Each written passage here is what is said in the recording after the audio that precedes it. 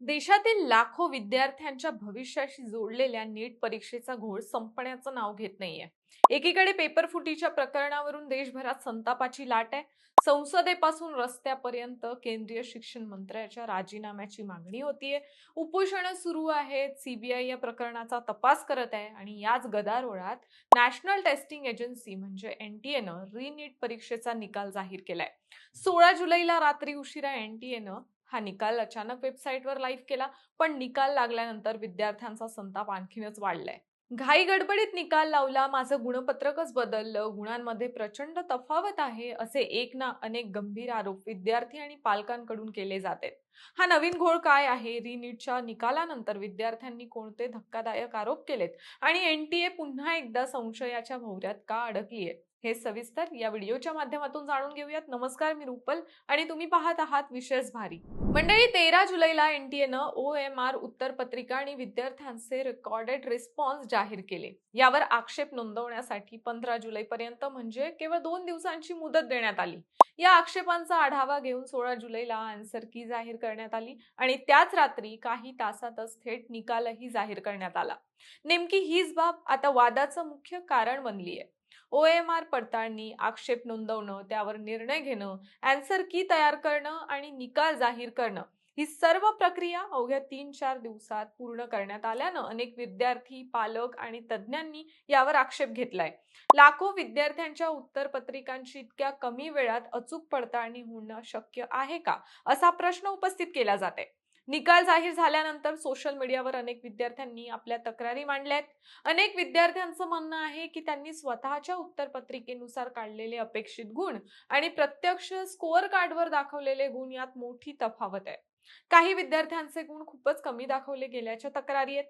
बीडमधील सोहम गवते आणि ज्ञानेश्वरी पवार या विद्यार्थ्यांचा निकालात असाच फरक आढळून आलाय.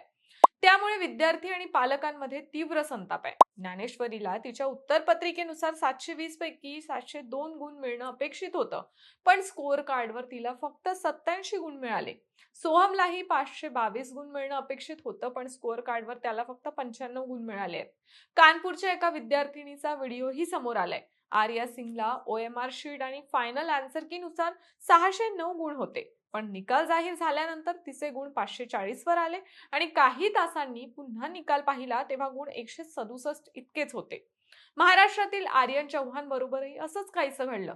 सुरुवातीला तो देशातून 8वा आल्याचं उत्तरपत्रिकेत दिसलं, पण स्कोअर कार्डवरचे त्याचे गुण इतके कमी निघाले की तो डायरेक्ट 10 लाख क्रमांकावर फेकला गेला. यावरून या प्रकरणाचं गांभीर्य किती आहे हे आपल्या लक्षात येईल, कारण एवढी मेहनत, त्यात नीट परीक्षेतला गोंधळ आणि आता निकालातही तेच चित्र.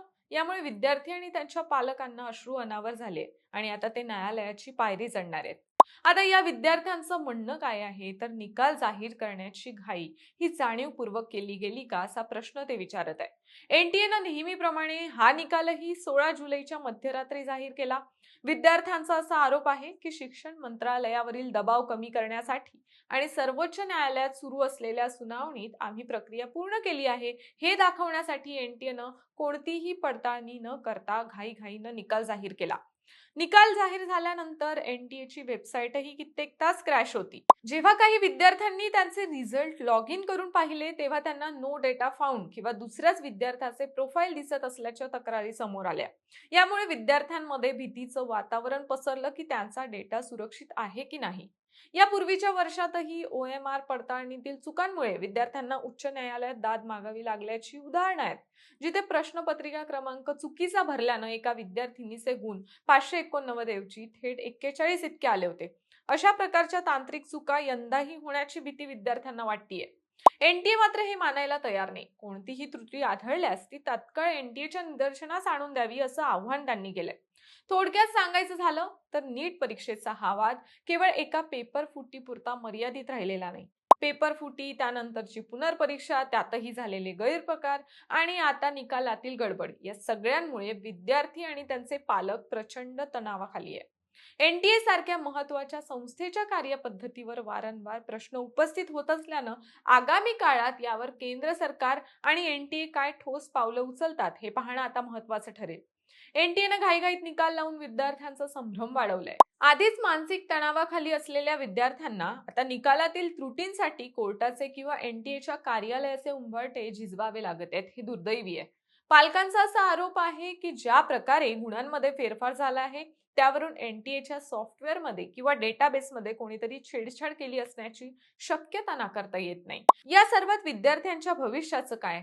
आधी पेपर लीक झाला, मग ग्रेस मार्क्सचा घोळ झाला, त्यानंतर सुप्रीम कोर्टाच्या आदेशानं री एक्झाम झाली आणि आता त्या री एक्झामच्या निकालातही अनेक त्रुटी. अशा स्थितीत विद्यार्थ्यांनी काय करावं? रात्रंदिवस अभ्यास करून जर विद्यार्थ्यांना अशा परिस्थितीचा सतत सामना करावा लागत असेल तर त्यांच्या भविष्याचं काय, असे एक ना अनेक प्रश्न आजची स्थिती बघून उपस्थित होत आहेत. बाकी तुम्हाला या घोटाळ्यांविषयी काय वाटतं हे आम्हाला कॉमेंट्समध्ये नक्की सांगा आणि विशेष भारीच्या YouTube चॅनलला सबस्क्राईब करायला विसरू नका.